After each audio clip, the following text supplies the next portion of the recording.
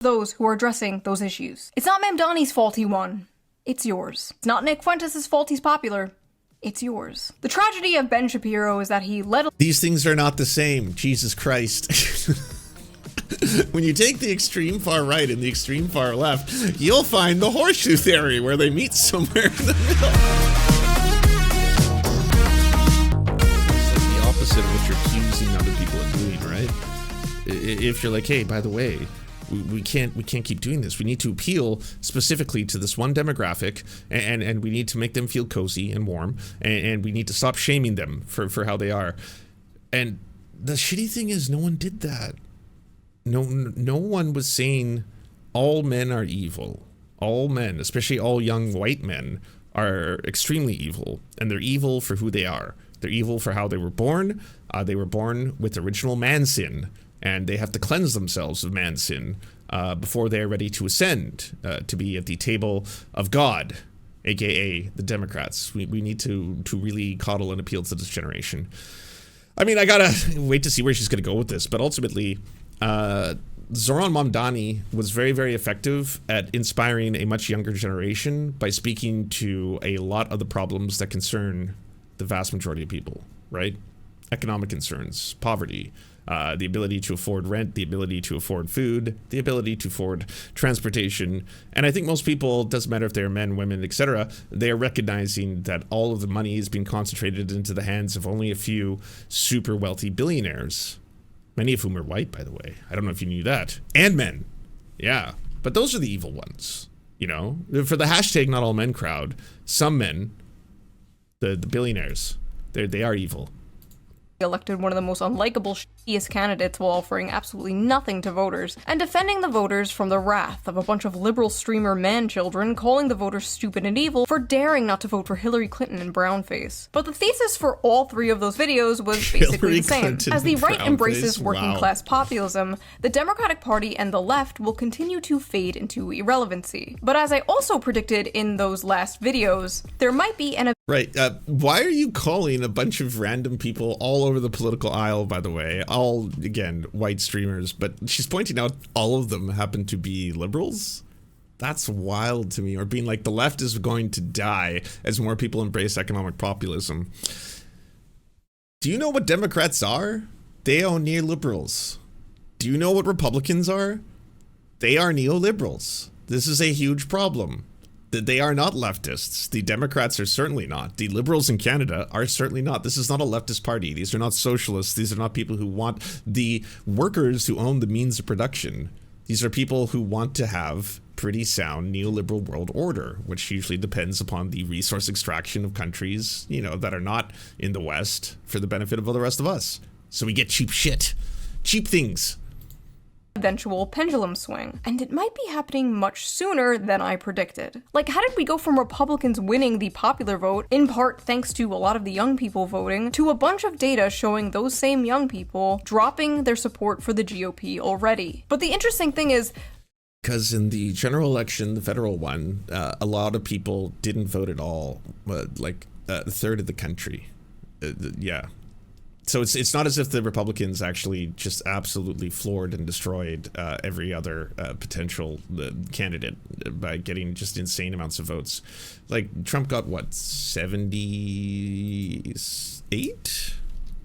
Let's see, 2024 general election.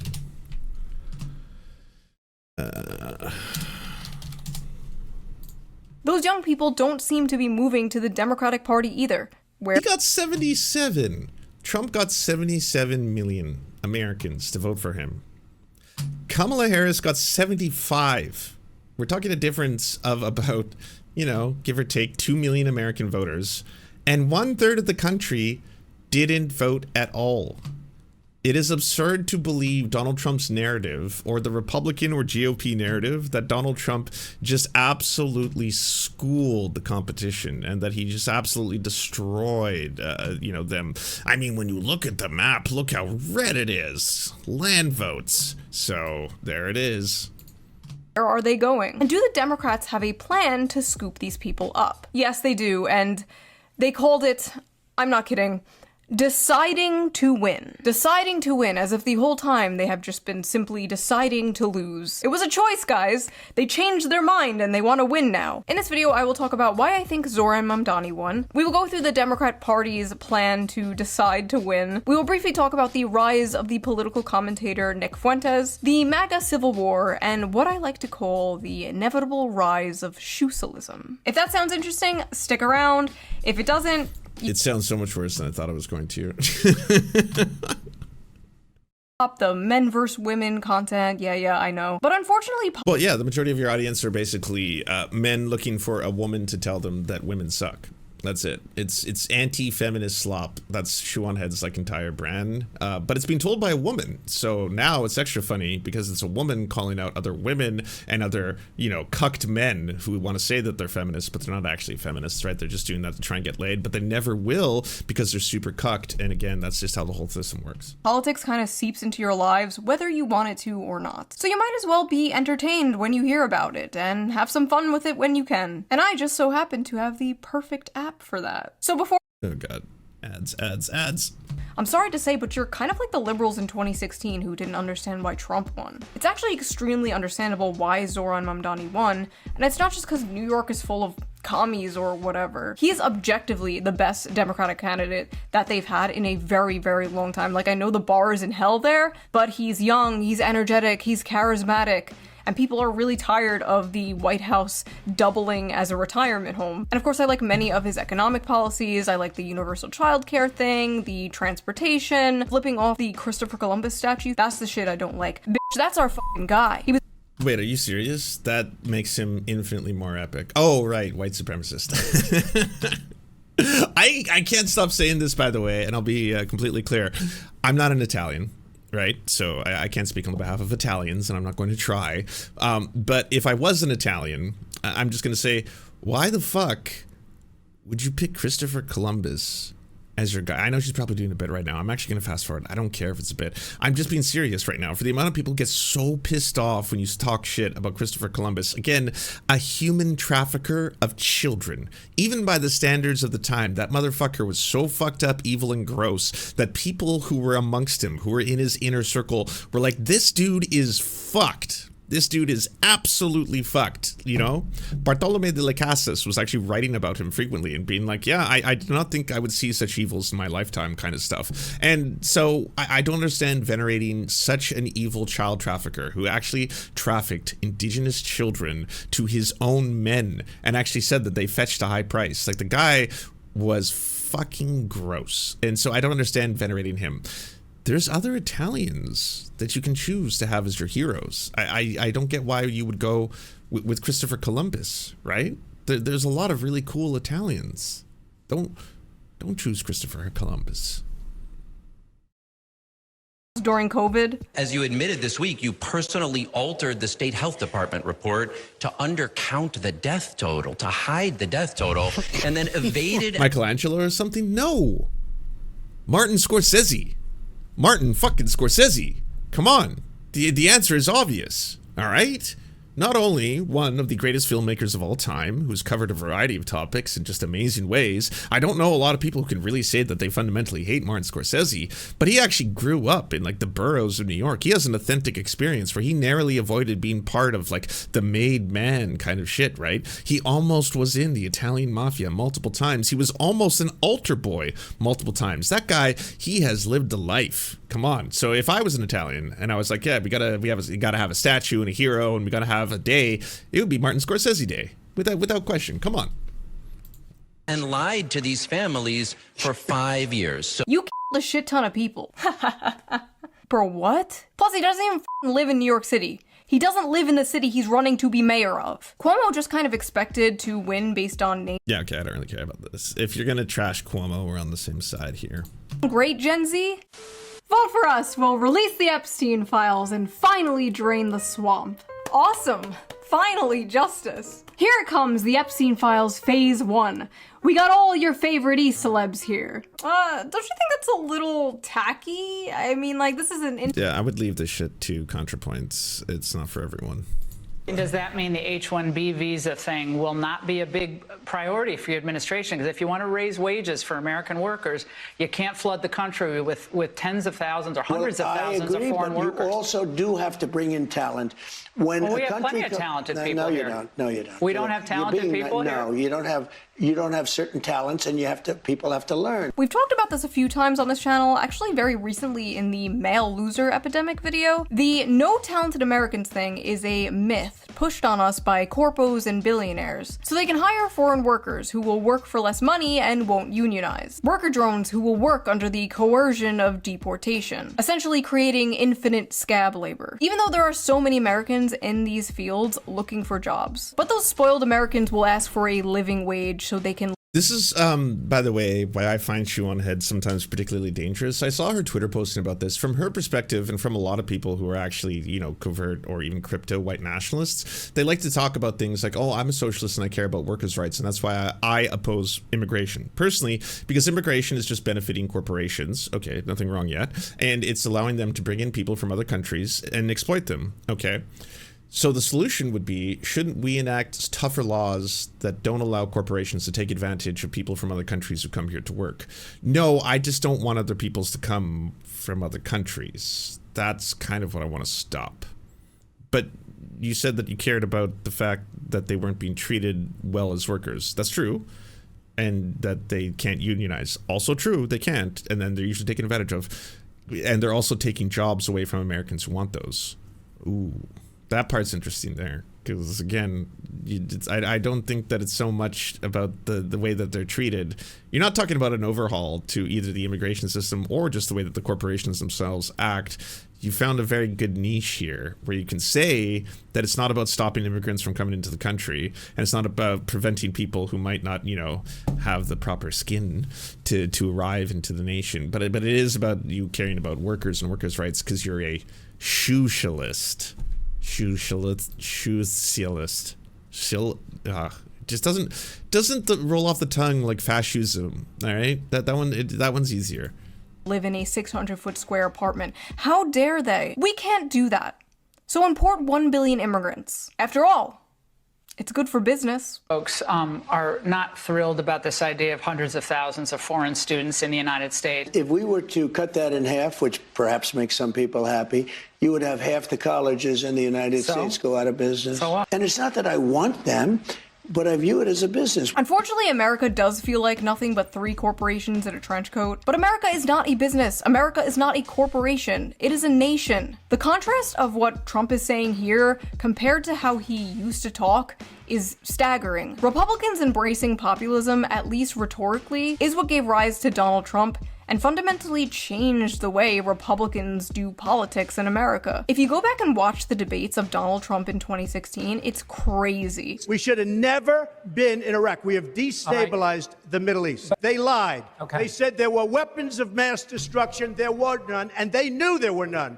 There were no weapons of mass destruction. All right. I remember being like, damn, that's not how politicians in general really talked at that time. Like, we would see it from Bernie Sanders and maybe like Ron Paul, but to get up on stage in a Republican debate in front of Republican donors saying that kind of As a businessman, that part's not new at all.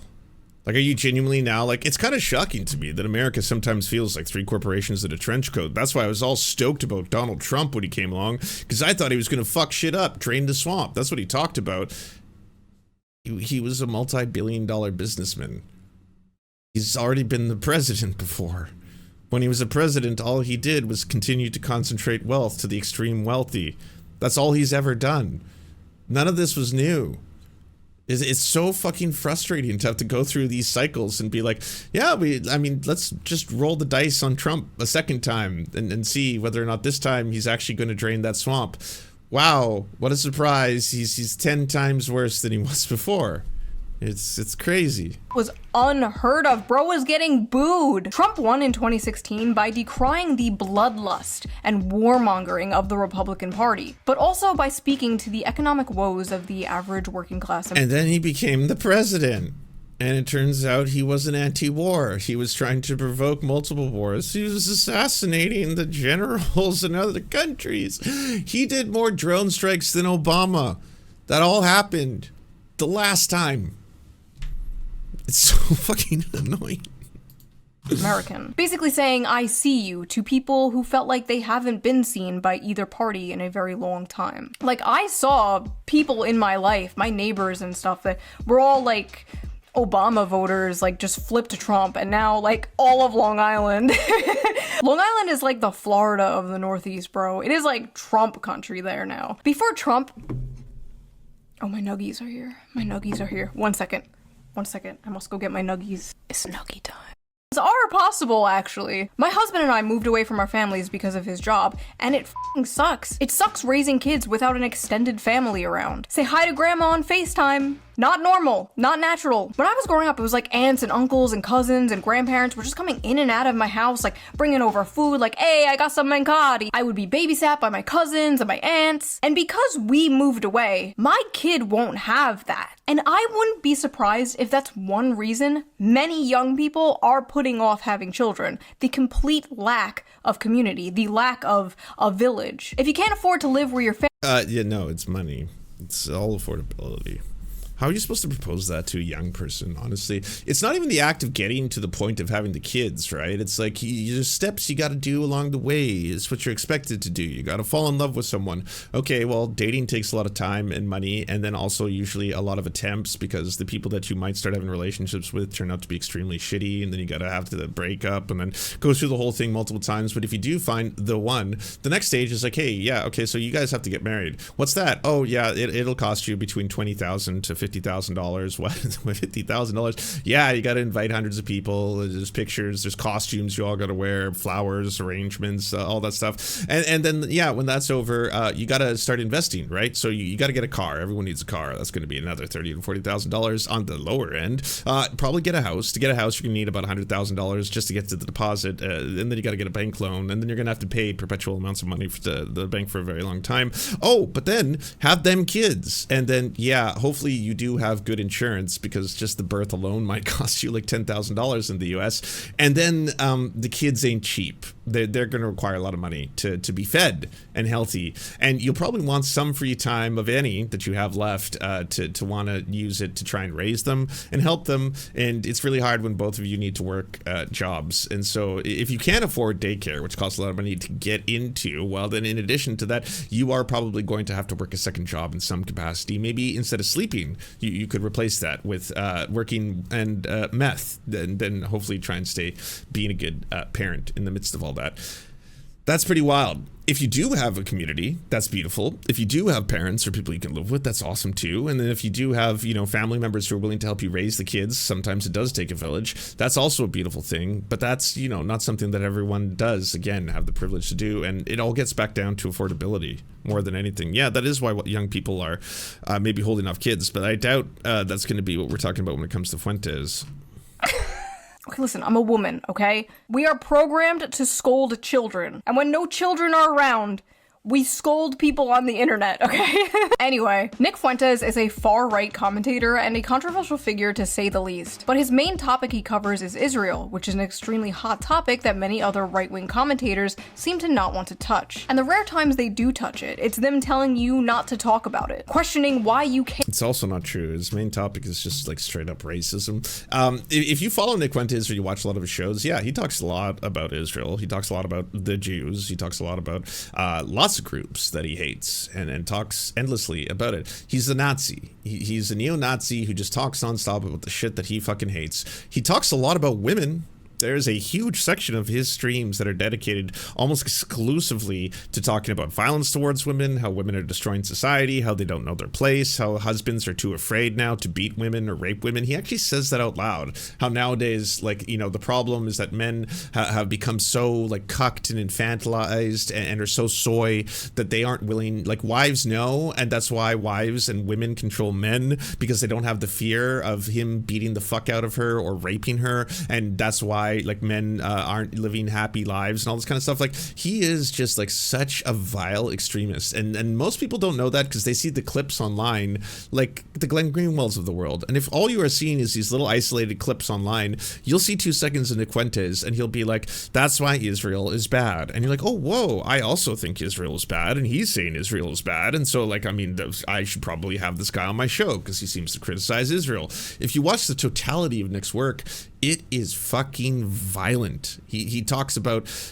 you know, killing women. He talks about raping women. He talks consistently about you wanting to team up with like Hitler to beat up black people. Like, the guy is, again, it's a Nazi who has a show on a much bigger scale than most Nazis you know, because they're relegated to giving speeches in the forest in front of other fucking inbred neo-Nazis themselves. And that's the extent of it. Like, that's how far their reach gets. They don't have their own internet show that now just keeps getting boosted by person after person after person, and people along the way, even if they don't want to say endorse him, downplaying the severity of how intense he is. Like, to say that Nick Fuentes, he just mainly talks about Israel, is doing him a huge disservice, and also helping his movement, because people hearing that would be like, oh yeah, he's the anti-Israel guy, right?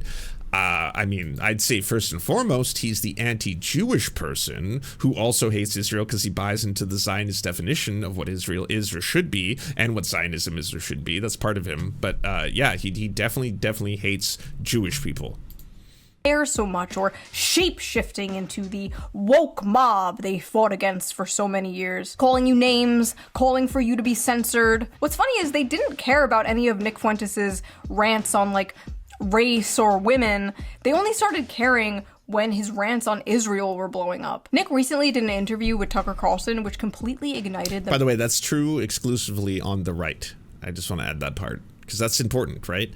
The left, and especially people who are anti-fascism, have been calling out Nick Fuentes for years and years and years and years. That's not a new thing. They were calling out everything he does, from his misogyny to his anti-indigenous racism, his anti-black racism, his anti-Asian racism, his hatred of Muslims, his hatred of Jewish people. All of that has been a long thing that anyone who actually observes, you know, the rise of fascism or Nazism has been calling out. And liberals, even, you know, the right-wing watch, Media Matters and stuff like that, they have been for a long time calling out Nick Fuentes, depending on what clips they see him do. But when he says the N-word, they'll talk about it. When he promotes violence towards women, they'll talk about it, etc. It's the right that have kind of either ignored or kept him at a arm's length for a while, always wondering what like power is the whole America First movement going to grow towards. And as it was growing and growing for a long time, they were willing to, again, keep him on the quasi sidelines. And I have to remind you that the same people who are calling him out now, Ted Cruz, Ben Shapiro, Lindsey Graham, for example, they don't actually care about racism. They aren't calling out Nick Fuentes specifically because Nick Fuentes is racist. They're calling him out because Nick Fuentes is attacking Israel. That part is true. Now, they're saying that they care about a lot of the things he talks about. Ben Shapiro, when he did a special on Nick Fuentes, he didn't do a special on just Nick Fuentes being anti-Semitic, of which he is extremely anti-Semitic, and there's a lot of anti-Semitic quotes. He tried to do everything. He's like, Nick Fuentes is anti-black, Nick Fuentes is a misogynist, he's a sexist, he's a very, very vile racist. Here are some clips of him saying terrible things. I just want to let you know, so it's not looking as if this is a single issue topic for me. But every single clip of Nick Fuentes, with the exception of him criticizing Israel, you can find equivalent clips of Matt Walsh saying the exact same things, maybe worded differently, I'll grant you, but saying just as racist and vile things towards black people, towards indigenous people, towards women, etc. Matt Walsh says it all. But Matt Walsh doesn't use Israel as a topic the way Nick Fuentes does. And this, again, is probably one of the key points of the schism that is going down. It's not part of a conspiracy theory. It's not because Israel secretly controls America, which secretly controls the world, or anything like that. It's not part of some greater scheme where the Jews actually have the power to control and manipulate media or things like that. It happens to be that this is an alliance that is something that both people on the liberal side of things who are Zionists, Chuck Schumer, people on the Republican side of things who are Zionists, Ted Cruz, Lindsey Graham, they both want to maintain a ironclad strong relationship with Israel. And they are now choosing Nick Fuentes as their target because Nick Fuentes is one of the few people, you know, you can include Tucker Carlson and Candace Owens in this category. There are also people who have been cast aside from the rest of the mainstream, like MAGA and conservative movement for that same reason. But they are people who are attacking Israel. Now, they are also white supremacists who also are anti-Semitic, which is why I've tried so many times to point out to the fools who kind of want to play fast and loose with Nick Fuentes or having alliances with him that there are no alliances to be made with Nazis.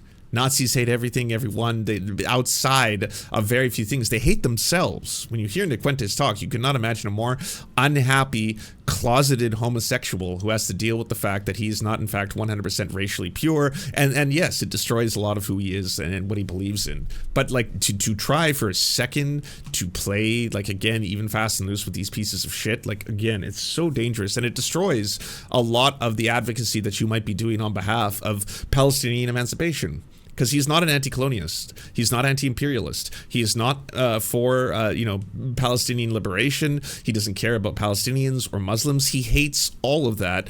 He is for anger and hatred towards Jewish people in any form it can take.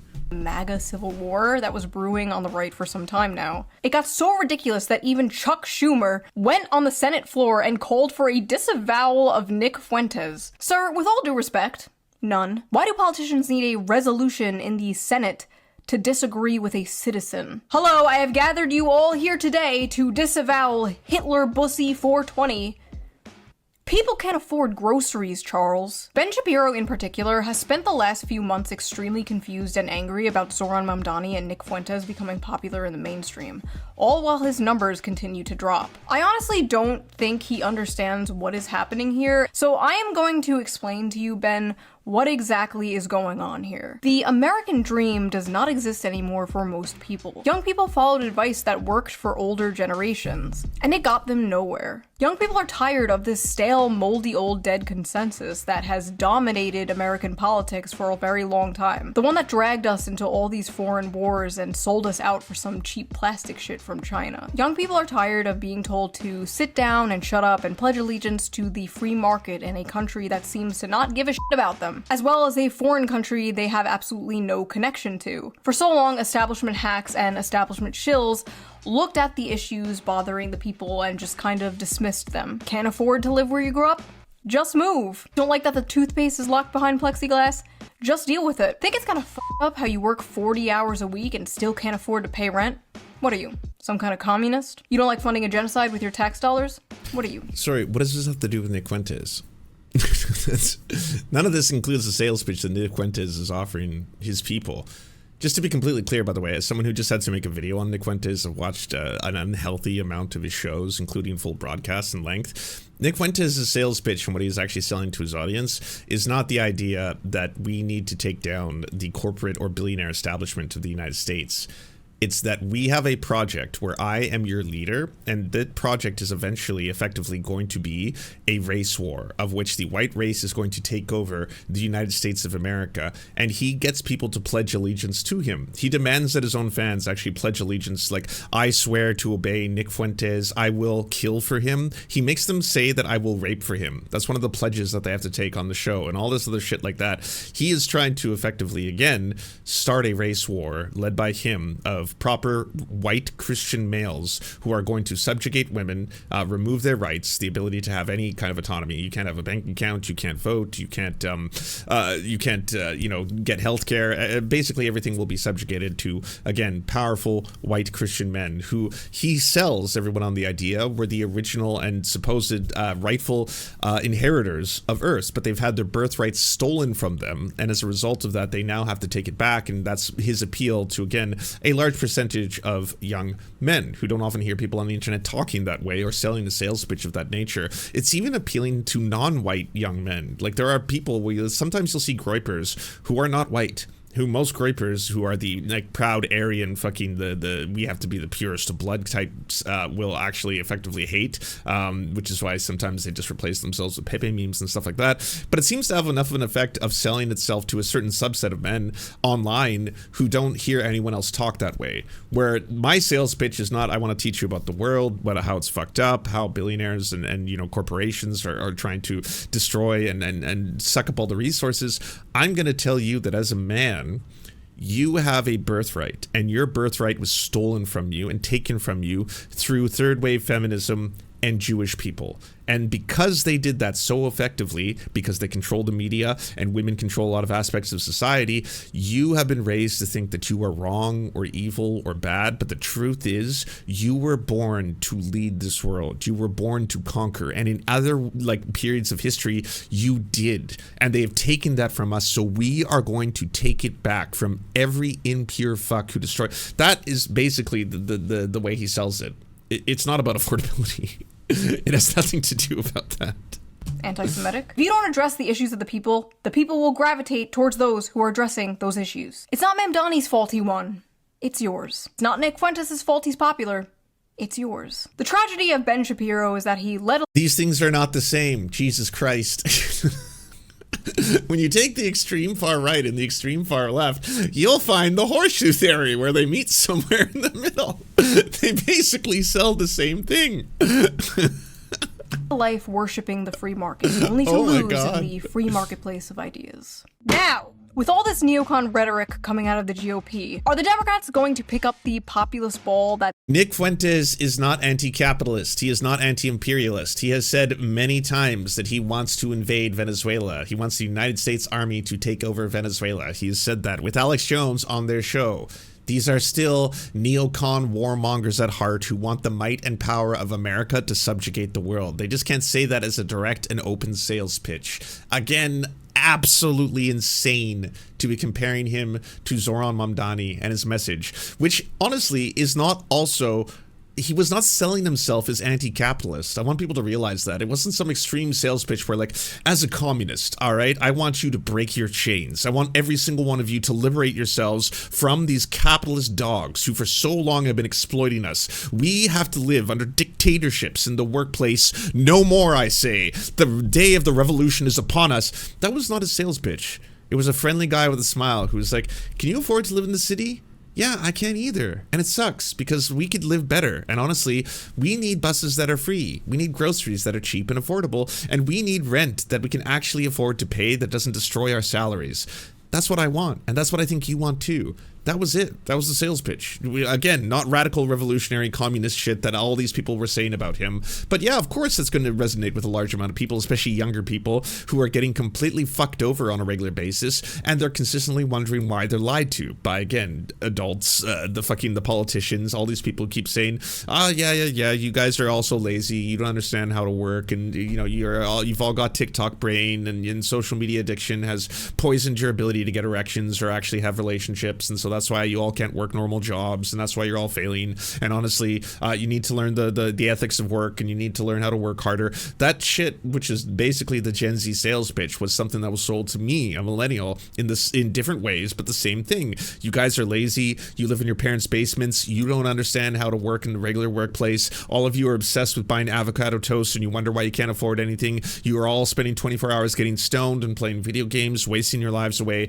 and that's why none of you know how to work. And it's like, did you not notice that there's an affordability crisis that is going like that every single year? It's going to, that the next generation is like, it's even harder to survive in this world. Yeah, it is. But the problem is, of course, that you guys build goon caves because you're building these goon caves with these supercomputers. All of you just sit in there with these multiple screens where you do this new kind of masturbation that didn't exist in my time, but apparently you have to edge yourself into a goon state where you go into the goon trance, and then you can have goon battles with other people who are gooning 24/7 on their computers. All this shit, like, it's not true. This is not why an entire generation, like, is there one or two people who build goon caves? Sure, of course. It sounds like a niche fetish online, by the way. That's all it is. But for the vast majority of people who are like Gen Z, this is not the reason they are posting TikToks where they are literally crying at how hard life is. It's because life is really fucking hard. And like, they explained it in those videos that Matt Walsh and Ben Shapiro and all of these fucking right-wing chuds make fun of all the time, where they're like, I didn't know that it was going to be this hard, but I have to commute 45 minutes in one way to get to work, of which point, you know, I get there, I work my 8 hours, I get paid nothing, I feel exhausted, I then have to commute another hour to get back home, maybe 2 hours given the traffic or whatever it is. When I get home, I am completely spent, but at that point, I have to start doing all this other work, which we're expected to also be doing, and then possibly, if I can't make rent that month, turn on my app and start doing deliveries for my second job. At one point, when I finally have a little moment to myself, myself. I go to bed for 5 hours. I get up and they're like, do it again. And then at the end of the month, it's like, hey, by the way, half your salary has to go to the rent, the electricity, all these bills that you have. And then I'm also expected to have to save money. I have to find free time in the midst of all this to be able to have a life, enjoy some things, go on dates and meet people where I'm not completely exhausted and just fucking run to the bone. This sucks. And I don't have a relationship or a kid yet, and yet I'm expected to have both by this point. Who does this? How does this work for anybody? And the very same people who are telling you to do that, the Matt Walshes of the world, he's a multi-millionaire podcaster. He lives in a world where he wakes up, he records a YouTube video for less than an hour that turns into his entire week's worth of content, and then he spends the rest of the time doing whatever the fuck he wants, including spending time with his fucking, I don't know, 12 children by this point, and then tells young people that they're lazy. Like, you don't know the fucking the hard work. You don't know hard work. This guy has worked in media most of his life that we know about. He keeps this, like, you know, past a really strange secret, but we know he gets on the map, on the radar, on a local radio station where he is a shock jock for a number of years. He goes from shock jock to being a YouTuber. He goes from YouTuber to being picked up by the Daily Wire and has been a multi-millionaire in media ever since. That's all he knows. That's all he ever will know. Well, he condescends to everyone else, telling them, you don't know the value of hard work. I, for one, wake up, turn on a camera, and for an hour I talk into a microphone. Then the camera turns off, and I ship off that footage to a bunch of people who work for me as I do nothing else for the rest of the week. I know the value of hard work. I know how tough it is out there, all right? You kids, you don't, you Gen Zers. Now I'm going to make fun of your TikToks. A whole bunch of TikToks are going to come on screen right now, and we're gonna mock you. Every single one of you, you know? Don't forget the Maxi diaper wrestling. The Nazi diaper wrestling, I think is what you meant. Yeah, Nazi. Yeah, yes. I will not forget the Nazi diaper wrestling. So, Zohran Mamdani is not the same as Nick Fuentes. One is a neo-Nazi. The other one is a democratic socialist who wants a stronger welfare system to take care of the people. Whatever. And it's like, no, I'm not a fence sitter. I have many strong opinions. You just don't like them. And no, I'm not a flip-flopper just because you don't understand the concept of having opinions that don't perfectly fall on the arbitrary, always changing left-right axis that is American circus politics. There's nothing incoherent about my beliefs on paper. None of them contradict one another. I don't understand. She likes free healthcare but doesn't want to chemically castrate children? She believes in workers' rights but wants a stricter border? I don't get it. Like, where is the... It's very easy, Shue. You are a white supremacist. You believe socially in a lot of far-right conservative ideals and beliefs. You align yourself with Charlie Kirk. You said in your last video, I am Charlie Kirk. And people like Donald Trump initially, and then you shit on them after they get elected, but initially, because they are promising you things socially that you want. You want to see the subjugation of people, let's say darker skin colors, queers, which is ironic because she was supposed to be part of the queer community, but I don't know if that's even part of her personality anymore. And then in addition to that, it's the idea that economically you're a leftist, like a hardcore economic leftist. I don't want immigrants coming into America. Not because I don't like people who come from other countries or have different skin colors or anything like that.